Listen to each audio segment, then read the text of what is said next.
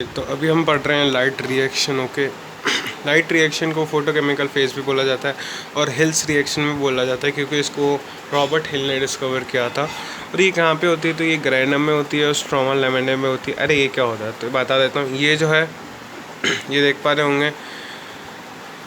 अब ये जो है इसको ग्रैनम बोलते हैं या फिर ग्रैना भी बोल सकते हैं प्लूरल वे में। और ये जो है ये थाइलोकॉइड लैमेले है और ये जो है ना ये ब्लैक ब्लैक जो दिख रहा है ये स्ट्रोमा है। ओके, अब मैंने एक ट्रिक बनाई है कि इस लाइट रिएक्शन में होता क्या क्या है। तो उसके लिए ट्रिक क्या है पहले मैं बता देता हूँ। होता कहता है एब्जॉर्प्शन ऑफ लाइट होता है, फोटोलाइसिस ऑफ वाटर होता है। फोटोलाइसिस क्या होता है? अरे कुछ नहीं, वाटर का टूटना। ओके, रिलीज ऑफ ऑक्सीजन होता है। सिंथेसिस होता है एटीपी और एनएडीपीएच का। ओके, अब इस ट्रिक क्या है? जब लाइट आई तो मैंने पानी पिया और फिर मेरे को सांस में सांस आई और फिर मैंने एटीपी का गाना सुना। कौन सा?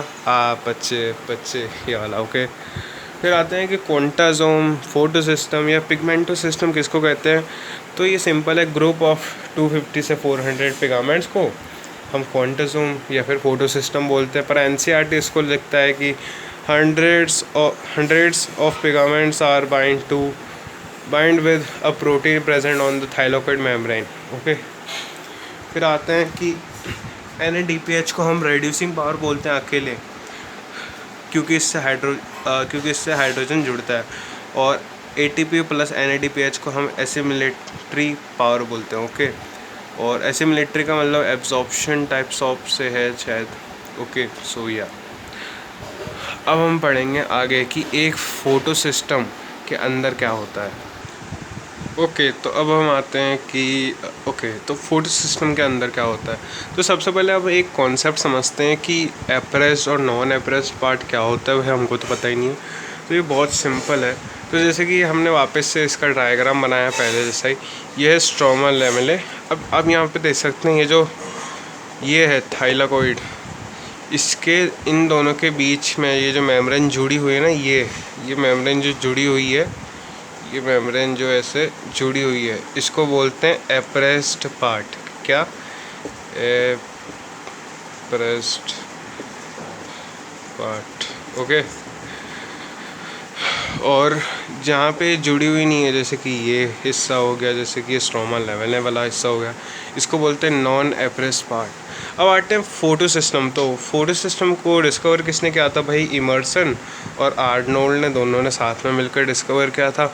और on the basis of sequence of discovery कि पहले एक डिस्कवर हुआ, फिर अच्छा 2 डिस्कवर हुए, तो फिर पता चला अच्छा 2 होते हैं, तो ऐसे आया। तो पहले होता है फोटो सिस्टम 1 जो कि पहले डिस्कवर हुआ था, इसलिए 1 नाम दे दिया, सिंपल सी बात है। फिर आता है फोटो सिस्टम 2। अब बता देता हूँ, फोटो सिस्टम 1 जो है वो नॉन एप्रेस्ड पार्ट पे होता है और जो फोटो सिस्टम 2 है वो एप्रेस्ड पार्ट पे होता है। ओके, अब आता है फोटो सिस्टम। तो फोटो सिस्टम में 2 पार्ट होते हैं, दोनों ही ठीक। इसमें होता है पहले LSC और RSC। RC, वैसे तो RC बुलाते नहीं है। RC होता है reaction centre. Okay, reaction centre नाम से पता चल रहा है कि ये कुछ रिएक्शन देगा। और LHC का फुल फॉर्म होता है लाइट हार्वेस्टिंग सेंटर। अब रिएक्शन सेंटर को पहले पढ़ते हैं। तो जो हमने पढ़ा था कि एक फोटो सिस्टम या फिर क्वांटासोम में 200 से 400 पिगमेंट्स होते हैं, लाइक पिगमेंट का मॉलिक्यूल होते हैं जो कि एक प्रोटीन से जुड़े हुए रहते हैं। पर यहाँ पे जो 250 से 400 के बीच में सिर्फ एक ही पिगमेंट ऐसा होगा जो कि रिएक्शन सेंटर पे होगा। वो पिगमेंट कौन सा है? जो कि इलेक्ट्रॉन को रिलीज़ करता है, जो कि है क्लोरोफिल ए। ओके, तो ये एक पिगमेंट रहेगा सिर्फ रिएक्शन सेंटर पे जो कि इलेक्ट्रॉन को रिलीज़ करेगा, इसलिए इसको रिएक्शन सेंटर बोला गया। अब बाकियों का क्या होगा? बाकी पिगमेंट क्या बैठे रहेंगे? नहीं, वो भी लाइट को एब्जॉर्ब करेंगे और पहुंचाएंगे किस तक? क्लोरोफिल ए की तरफ। ओके, और वो उनको साथ में क्या बोला जाता है? Light harvesting centre. क्यों? क्योंकि वो लाइट को क्या कर रहे हैं? हार्वेस्ट कर रहे हैं, इसलिए उनको ये दे दिया नाम। अब दोनों ही फोटो सिस्टम में ये होगा, पर अंतर क्या है भाई? दोनों अलग अलग क्यों नाम दे दिए? एक ही ठीक था, क्योंकि दोनों में अंतर है। अंतर क्या है?